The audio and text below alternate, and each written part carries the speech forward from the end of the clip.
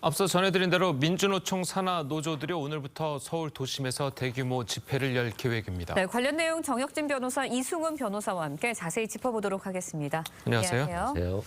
자, 민주노총이 이제 계속해서 집회를 이어가고 총파업을 계속 쭉 이어가고 있는데, 자, 오늘부터 3일 동안 이어지는 대규모 집회는 어떤 의미를 갖고 있는 겁니까? 일단 집회의 목적을 봐야 되겠는데요. 그 민노총이 밝히고 있는 집회의 목적은 네. 임금 인상, 주 69시간제 저지, 그다음 노조 탄압 중단 이런 부분들도 있지만 네. 일단은 그러니까 노동조합법 제2조와 제3조를 개정해야 된다. 그다음에 이제 정권 퇴진까지 이야기하는데 여기서 노동조합법 2조는 뭐냐면 정의 규정이에요. 근데 정의 규정을 못하러 개정하느냐 싶지만 이 정의 규정의 사용자의 개념을 넓게 해가지고 그렇게 해서 이제 사용자들한테 더 책임을 많이 지울 수 있게끔 그다음에 더 중요한 건 뭐냐면은 제3조하고 제4조인데요.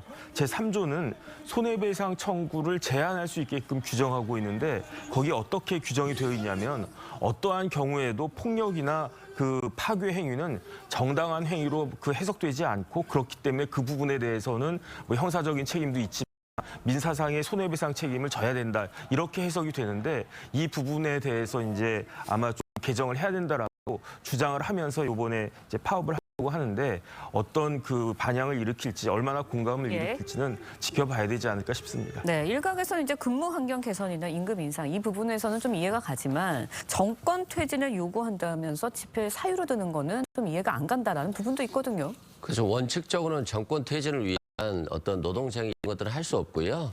다만 이제 이것들이 명목상 구호이고 실질적으로는 근로조건 개선을 위한 노동쟁의라고 한다면 이건 인정될 수 있을 것 같고요. 그래서 노동조합도 파업을 하더라도 이런 정치적인 구호를 목적으로 하는 것은 좀 자제해야 될 것 같고요. 또한 노동조합법 개정을 요청하고 있지만 폭력과 파업을 통한 노동쟁의에 대해서 손해배상을 하지 않는다. 이런 주장을 하지 않고 있고요. 당연히 있을 수도 없는 주장입니다. 그리고요. 최저임금 주 69시간 또 노조를 좀 탄압하지 말라거나 또는 근로자의 근로 조건과 관련해서는 충분히 파업을 하는 것이기 때문에 합법적 테두리 내에서 또 파업을 해야 되고 또 할 것으로 보여집니다. 네. 자, 그리고 예전에 우리가 그 집회라고 하면 보통 네네. 이제 주말에 많이 했잖아요. 토요일에. 네. 토요일에 많이 해서 그동안 만약에 시민들이 집회가 있으면 오늘은 도심에 가면 안 되겠다. 자, 이렇게 생각을 하고 안 가고 이렇게 했었는데 요즘은 그냥 시도 때도 없이 평일에도 이렇게 집회를 대규모로 여니까 어쩔 수 없이 이 도심에 직장을 가진 분들이나 일을 보러 온 사람들이 크게 불편을 겪을 수밖에 없거든요. 네네. 그래서 이렇게 평일에 여는 집회를 막을 수 있는 방법은 없는 겁니까? 일단은 관할 경찰서장이 허가를 할 수 있는데요. 예. 근데 허가할 수 있는 방법이 있습니다. 막을 수 있는 방법이 뭐냐면은 그 집회와 시위에 관한 법률 12조에 보면은 교통 소통을 위한 제한을 할 수 있다 이렇게 되어 있단 말이죠. 그래서 지난번에 금요일 퇴근 시간에 집회를 한다라고 했을 때 그거를 근거로 해가지고 그 관할 경찰서에서 집회를 제한을 했더니 거기에 대해서 법원이 거기에 대해서 명확하지 않다라고 하면서 집회를 허가한 그러한 사례가 있었기 때문에 아마 그런 근거를 통해서 그런데 워낙 금요일 오후에 그 퇴근 시간에 차가 많이 막힘에도 불구하고 집회를 한다는 것에 대해서 비난 여론이 많았으니까 이번에는 이제 오늘이면은 오늘이 목요일 아니겠습니까? 그렇죠. 그다음 퇴근 시간도 아니고 1시에 하겠다 이렇게 되어 있는데 사실 오늘 비가 온다고 그러잖아요. 그 시위하는 사람들도 그렇고 경찰도 그렇고 지켜보는 직장인들이나 시민들도 그렇고 고생이 많을 것 같은데 과연 오늘 집회가 어떻게 진행이 될지 좀 봐야 되지 않을까 싶습니다. 네, 보건의료노조도 오늘부터 이틀 동안 총파업에 나섭니다. 총파업이 19년 만입니다. 일부 병원에서 저희가 앞서서도 전해드렸지만 병원에서 이제 수술을 하려고 했다가 취소를 하고 또 응급 환자들도 지금 응급실이 굉장히 꽉 차 있어서 어디 병원을 갈지 모르고 이런 사태가 계속 벌어지고 있거든요. 그렇죠. 이제 노조원들이 한 8만 명 정도 된다고 해요. 그중에 4만 명 정도가 이 집회에 참여를 하고 있고 그리고 또 다만 응급실이라든가 수술실 이런 부분들에 있어서의 응급 의료 인력들은 남아 있거든요. 그래서 이제 수술 자체는 할 수 있는데 문제는 수술하고 나서 퇴원하면 결국 입원을 해야 되잖아요. 근데 입원을 간호할 인력들이 부족하기 때문에 결과적으로 병원 입장에서 입장에서 보면 수술을 미루고 있거든요. 그래서 이게 이제 장기화될 경우에는 환자들에게 큰 피해가 돌아갈 수 있기 때문에 이 장기화가 되지 않고 빨리 해결하기를 원하고요. 또 국민들 그걸 바라고 있고 또 간호인력과의 2년 전에 정부와 약속이 있었어요. 간병인 통합 시스템이라든가 의료인력, 간호인력 확충 이런 것들이 좀 확충돼야지 결과적으로는 장기적으로 국민들의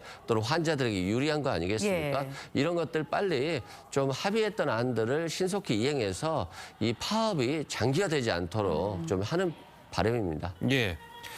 예를 들어서 환자가 파업해서 수술 못해서 더 병이 악화됐습니다. 자, 그렇다면 이 책임은 누가 져야 되는 거예요?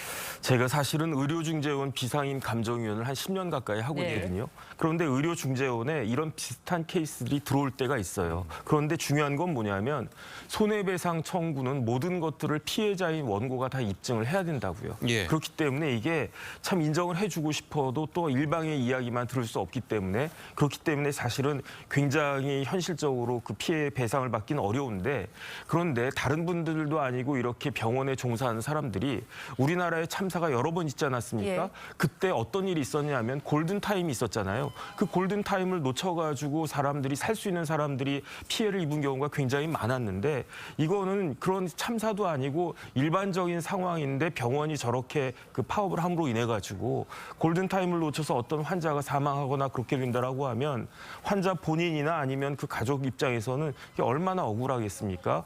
그렇기 때문에 그 보건 그 관련된 의료인들은 의료법에서 자격을 주는 거예요. 왜냐하면 그런 자격을 주는 것은 변호사도 마찬가지지만 그런 사회적인 책임을 인식하고 통감하고 그렇기 때문에 하나의 그 자격을 주는 거 아니겠습니까? 이런 부분들에 대해서 좀 깊이 생각해야 되는 것이 아닌가 싶습니다. 네, 말씀 주셨지만 솔직히 환자나 환자 가족 입장에서는 참 답답한 상황인데 보건의료노조 자신들이 요구하는 관가 관철되지 않으면 계속해서 파업을 불사하겠다는 입장이거든요. 어떤 걸 요구하고 있는 건가요? 그렇게 가지 않으면 좋겠고요. 예. 2년 전에 실은 간호-간병 통합서비스 제도에 대한 합의가 있었어요. 그러니까 간호사하고 간병인이 함께 조무사와 함께 이런 간호-간병 시스템을 하는 것이고 이것들이 결국에는 환자들의 비용, 간병인 부담이 너무 부담되기 때문에 그것 때문에 사실상 목숨이 연장되지 못하는 경우가 있어서 이런 시스템을 요구했던 것이고 이걸 또 정부가 받아들였었거든요. 또한 보건인력 확충과 관련해서도 아마 지금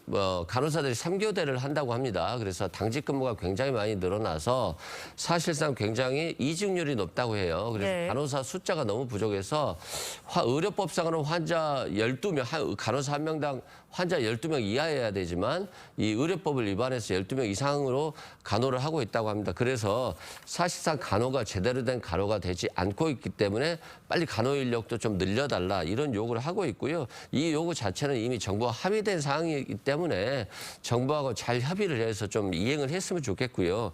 다만 이제 의사들 같은 경우는 의사 숫자를 늘리지 말아달라고 집회를 하잖아요. 근데 간호사 같은 경우는 환자들의 좀 상태를 잘 보호하기 위해서 간호사 인력을 늘려달라고 하는 것이니까 또 의사들의 파업과는 좀 다른 부분이 있다 이런 말씀드립니다. 예. 네. 그러니까 조금 전에 이제 변호사님께서 피해자가 피해 입증을 해야 되기 때문에 굉장히 어려운 소송이 될 것이다라고 말씀을 하셨는데 예를 들어 가지고 이번 집단 파업 같은 경우에는 본인이 이제 아파가지고 갔는데 네네. 이게 지금 집단 파업 때문에 의료진이 없어서 진료를 못 받아서 네. 내 병세가 악화되거나 환자가 사망했다. 자, 이거는 입증이 되는 건 아니겠습니까? 그런데 이게 구체적인 케이스로 법원에 갔을 때 예. 과연 법원에서 인정을 해줄 수 있을 것이냐. 왜냐하면 뭐 이런저런 정당 행위였다. 왜냐하면 그 파업 행위 같은 것들이 정당한 행위라고 네. 분명히 주장을 할 것이고 예. 더 중요한 건 뭐냐면요. 지금 내가 진료를 받지 못했기 때문에 이렇게 병이 악화가 됐거나 아주 극단적인 그 악결과가 나왔다. 이 부분을 입증하는 게 쉽지가 않아요. 왜냐하면 뭐 몇 시간 차이로 해가지고 과연 그만큼 악화가 됐을 것인지 거기에 대해서는 사실은 굉장히 그 의료가 굉장히 전문적인 분야이기 때문에 그런 부분들이 참 그 실무적으로는 난점이 있거든요. 예. 그래서 그런 부분들 때문에 피해를 보는 사람들이 제가 봤을 때는 그 충분히 있을 수 있겠다. 그런 가능성이 있겠다는 생각이 듭니다. 네. 예, 뭐 그 의료진들이 파업할 때는 환자들이 아프지 말아야겠다 뭐 이런 얘기까지 나올 정도로 이게 참 심각한 상황인 것 같은데 네. 알겠습니다. 일단 네. 저희는 다음 소식도 좀 이야기 좀 해보도록 하겠습니다. 네, 가수 유승준이 비자 발부 거부 처분을 취소하라며 제기한 행정소송의 항소심 결과가 오늘 나올 예정입니다. 먼저 유 씨의 과거 영상 보고 이야기 이어가겠습니다.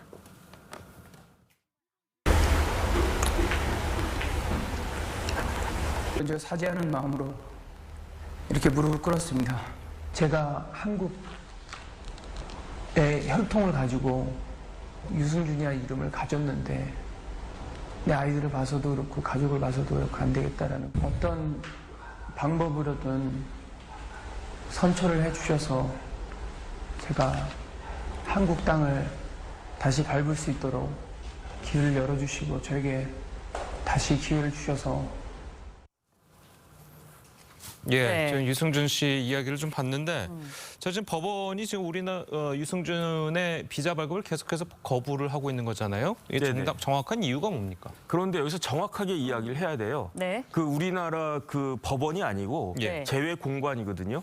그 우리나라 공관이 스티브 유에게 그 비자를 거부하고 있는 것이 아니고 F4 비자를 거부하고 있는 거예요. 그 우리나라 그 출입국관리법에 보면 어떻게 되어 있냐면 외국인이 우리나라에 입국하려면 해당 국가, 미국의 유효한 여권 당연히 있겠죠. 그 거기에다가 우리나라 법무부 장관이 발급한 사증, 이게 사증으로 표현되어 있는데 일반적으로 이제 비자라고 그 비자를 사증으로 번역한 거거든요.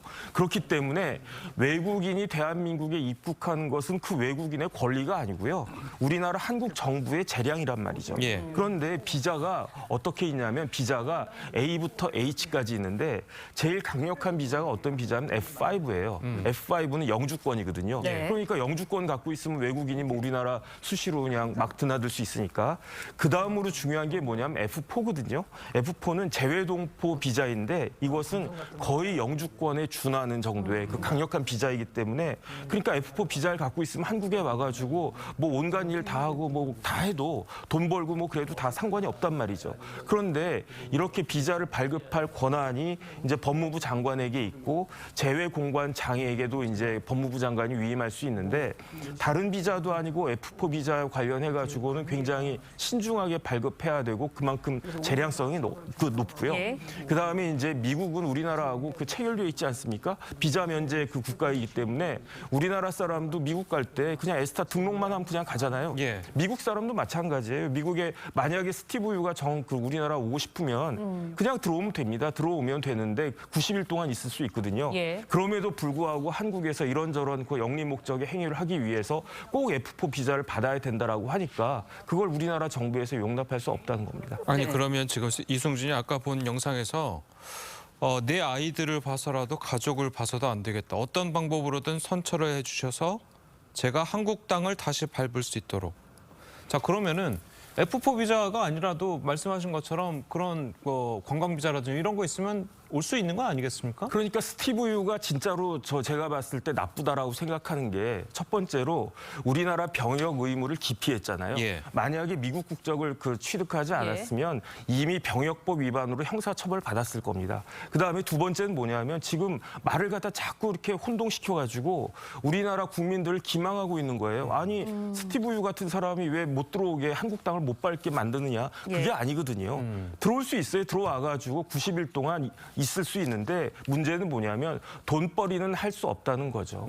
거기에 대해서 난 끝까지 이제 영주권과 같은 F4 비자 가지고 뭐 이렇게 뭐 공연도 하고 뭣도 하고 하면서 돈도 벌어야 되겠다 이렇게 이야기를 하는 거니까 이거는 법적으로 제가 법무부 장관이라고 하더라도 이건 도저히 용납할 수 없겠다는 생각이 듭니다. 예. 네, 오늘 2심 판결이 나오게 되는데 2심에서 가장 중요한 쟁점 뭐라고 보시나요?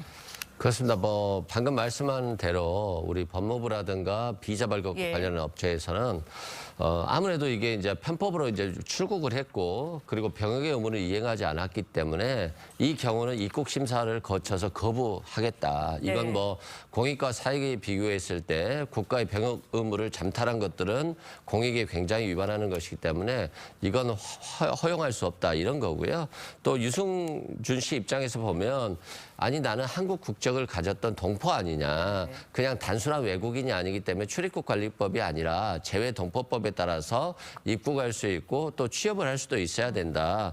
그리고 다른 연예인들 같은 경우도 이런 경우가 많았지만 왜 유독 나에게만 이렇게 하냐, 너무 가혹하다, 평등의 원칙이나 비례 원칙이 위반된다, 뭐 이렇게 주장을 하고 있고요. 1심 판결에 있어서는 사익보다는 네. 공익이 중요하다. 병역을 이탈하고 나갔고 20년이 지났지만 지금도 제대로 국민들께 좀 반성을 했는지 모르겠다. 이런 취지의 판결이거든요. 그래서 항소심에서 이제 공적인 이익을 더 볼 것이냐, 아니면 유승준 씨가 20년이나 지났는데 지금까지도 이런 가혹한 형벌을 주는 거 아니냐. 뭐 이걸 결국에는 두 가지 중에 하나에 손을 들어주는 것으로 보여지고요. 예. 아까 이제 관광 비자를 통해서 지금이라도 언제든지 들어올 수 있다고 했는데 아직 법무부가 공식적으로 입국 금지 결정을 했기 때문에 이 부분에 있어서도 좀 다툼의 여지는 있을 것 같아요.